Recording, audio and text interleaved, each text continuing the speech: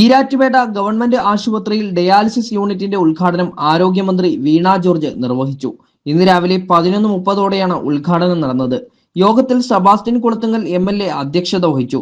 Anto Antony MP മുഖ്യപ്രഭാഷണം നടത്തി. നഗരസഭാ chairperson Suhara Abdul Khader, vice chairman advocate Muhammed Ilyas, കൗൺസിലർമാരായ അനസ് പാറയിൽ, അബ്ദുൽ ലത്തീഫ് കാരക്കാട്, KS നൌഫൽ എന്നിവർ പങ്കെടുത്തു. നാഷണൽ ഹെൽത്ത് മിഷന്റെ ഫണ്ടിൽ നിന്നും അനുവദിച്ച തുക ഉപയോഗിച്ചാണ് ഡയാലിസിസ് യൂണിറ്റ് പ്രവർത്തനക്ഷമമാക്കിയത്.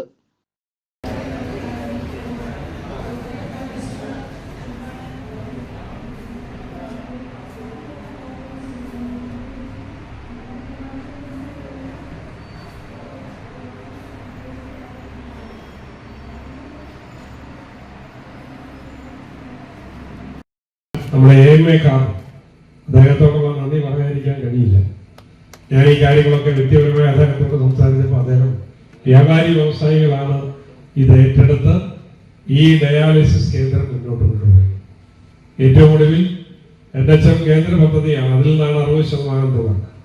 ആ തുക അനുവദിച്ചാണ് ഈ പദ്ധതി ഇവിടെ പൂർത്തീകരിച്ചത്. അപ്പോൾ ഇന്നിപ്പം എല്ലാ ആധുനിക സൗകര്യങ്ങളോടും കൂടിയ ഡയാലിസിസ് സെന്ററാണ്. ഈരാറ്റുപേട്ടയിൽ അന്ന് ഇത് കൊണ്ടുവരാൻ ആലോചിച്ചത് തന്നെ അന്ന് കണക്കെടുത്തപ്പോൾ 750 ഡയാലിസിസ് പേഷ്യൻസ് ഈരാറ്റുപേട്ടയിൽ സമീപ പ്രദേശങ്ങളിലും ഉണ്ട്. ഇവരെല്ലാം കോട്ടയത്തും മറ്റ് ദൂര സ്ഥലങ്ങളിലും പോയി പണം മുടക്കി എത്രയോ കഷ്ടപ്പെട്ടാണ് ഡയാലിസിസ് നടത്തിക്കൊണ്ടിരുന്നത്. അവിടെയാണ് ഈ തൊട്ടടുത്ത് കയ്യാലത്ത് സൗജന്യമായി ഡയാലിസിസ് ചെയ്യാനുള്ള അവസരം. അതിന് നേതൃത്വം ഏറ്റെടുത്ത AMA ഖാദറിനെ എൻ്റെ പ്രത്യേകമായ നന്ദി അറിയിക്കാം. രോഗികൾ ഉണ്ടാകട്ടെ എന്നുള്ളതല്ല, മറിച്ച് കടന്നു വരുന്ന ഓരോ രോഗികൾക്കും മെച്ചപ്പെട്ട രീതിയിലുള്ള സർവീസ് നടത്തുവാനായിട്ട് സാധിക്കട്ടെ എന്നാണ് നമ്മളുടെ എല്ലാവരുടെയും പ്രാർത്ഥനയും. അതിനുവേണ്ടിയാണ് ഈ ഭരണസമിതി നാളിതുവരെയും കൈകോർത്തുകൊണ്ട് പ്രവർത്തിക്കുകയും ചെയ്യുന്നത്. നിങ്ങൾക്ക് എല്ലാവർക്കും അറിയുന്നത് പോലെ പല കാലങ്ങളിലായിട്ട് നമ്മളൊരു താലൂക്ക് ഹോസ്പിറ്റലിന് വേണ്ടി മുറവിളി കൂട്ടിക്കൊണ്ട് പല പ്രാവശ്യം മുട്ടാത്ത വാതിലുകളിലുള്ള, പക്ഷേ അതിനൊക്കെ ചില നിയമ നടപടികളും നിയമക്കുരുക്കുകളും ഉള്ളത് കൊണ്ട് തന്നെ നാളിതുവരെയും നമുക്കത് ലഭ്യമായിട്ടില്ല. നമ്മുടെ MLAയും MP ഒക്കെ അതിനുവേണ്ടി പരിശ്രമിച്ചിട്ടുണ്ട്, പക്ഷേ നാളിതുവരെയും ലഭ്യമായിട്ടില്ല എന്നുള്ളതാണ് യാഥാർത്ഥ്യം. അപ്പോൾ ലഭിക്കാത്തതിന് വേണ്ടി മുറവിളി കൂട്ടാതെ ലഭിച്ച സംവിധാനങ്ങളെ നിലനിർത്തിക്കൊണ്ട് കൂടുതൽ മെച്ചപ്പെട്ട സൗകര്യമായി 3 മിഷനാണ് ബഹുമാനപ്പെട്ട ആന്റോ ആന്റണി വഴി ഇവിടെ ലഭിച്ചത്. അതിന്റെ കാര്യങ്ങളൊക്കെ അദ്ദേഹം ഇവിടെ വ്യക്തമായി. അതിനുശേഷം കായലപ്പുഴ റോട്ടറി ക്ലബ്ബ് ഒരു ഡയാലിസിസ് മിഷൻ 1 വർഷങ്ങൾക്ക് മുമ്പ് 4ആയി. അതുകൂടാതെ തന്നെ ബഹുമാനപ്പെട്ട രാജകുമാർ സാഹിബ് പറഞ്ഞു 4 മിഷൻ കൂടി പുതുതായി അനുവദിക്കാൻ പറ്റായി. ഒരു മിഷൻ ഈരാറ്റുപേട്ടയിലെ ഒരു വ്യാപാരി, ഒരു യുവ വ്യവസായി വ്യാപാരിയായ ശ്രീ മുഹമ്മദ് വടക്കേടത്ത് എന്ന് പറയുന്ന അദ്ദേഹം സ്പോൺസർ ചെയ്തിട്ടുണ്ട്. 9 മിഷനായി. ഇനി ഒരു മിഷൻ കൂടി നമുക്ക് സംഘടിപ്പിക്കാനുള്ള ദൗത്യം വ്യാപാരി വ്യവസായി ഏറ്റെടുക്കും. തീർച്ചയായും ഞങ്ങളെ സംബന്ധിച്ചിടത്തോളം ഇത് സാമ്പത്തിക ചെലവല്ല, പാവപ്പെട്ട ആളുകളെ സഹായിക്കുവാൻ നമ്മളൊരു ഡയാലിസിസ് സെന്ററിൽ പോയി ഡയാലിസിസ് ചെയ്യുന്ന പേഷ്യൻസുമായി നിങ്ങൾ സംസാരിക്കണം, അല്ല അവരൊന്ന് കാണണം. അവിടെ ആരോഗ്യവും അവരുടെ ബുദ്ധിമുട്ടും പ്രശ്നങ്ങളും ഒക്കെ നമുക്ക് മനസ്സിലാക്കാൻ പറ്റും. ഒരു സാധാരണ വീട്ടിൽ ഒരു ഡയാലിസിസ് പേഷ്യൻ്റ് ഉണ്ടായാൽ ജീവിതം മുന്നോട്ട് പോകാൻ പറ്റില്ല ഒരു കാരണവശാലും. അതൊരു 1700 രൂപ സാധാരണ ഹോസ്പിറ്റലുകളിൽ ഒരു ഡയാലിസിസ് വാങ്ങുന്നുണ്ട്.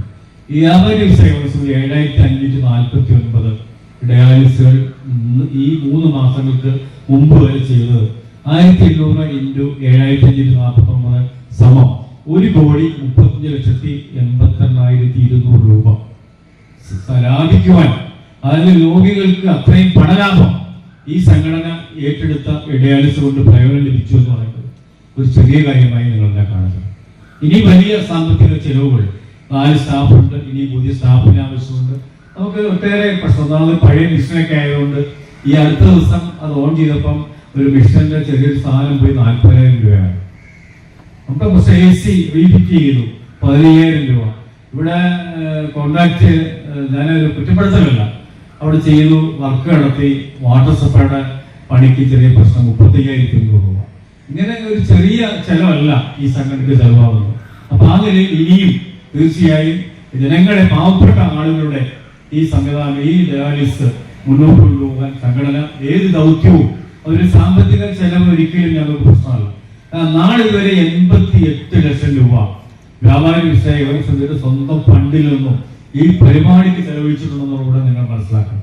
അത്രയും ഇതൊരു ചെറിയ കാര്യമല്ല. അപ്പൊ ആ നിലയിൽ ദൈവം തമ്പുരാന്റെ ഒരു കൂലി ഇക്കാര്യത്തിൽ ലഭിക്കും എന്ന് ഞങ്ങൾക്കെല്ലാം പൂർണ്ണമായ വിശ്വാസമുള്ളതുകൊണ്ട് മാത്രമാണ് ഈ വലിയൊരു ദൗത്യം ഞങ്ങൾ ഏറ്റെടുത്തത്. തീർച്ചയായും അതിൽ ഞങ്ങൾക്ക് വലിയൊരു പിന്തുണ എനിക്ക് പറയാനുള്ളത് ഇവിടുത്തെ ഗവൺമെന്റ് ഹോസ്പിറ്റലിലെ ഡോക്ടേഴ്സിന്റെയും ജീവനക്കാര്, നമ്മുടെ ജോസാടക്കമുള്ള ഹെൽത്തിലെ ജോസാടക്കമുള്ള പല ആളുകളും എപ്പോഴും ഇവിടുത്തെ കാര്യങ്ങൾ അന്വേഷിക്കുവാനും ഇവിടെ എന്താണ് നിങ്ങൾക്ക് ആവശ്യമുള്ളത്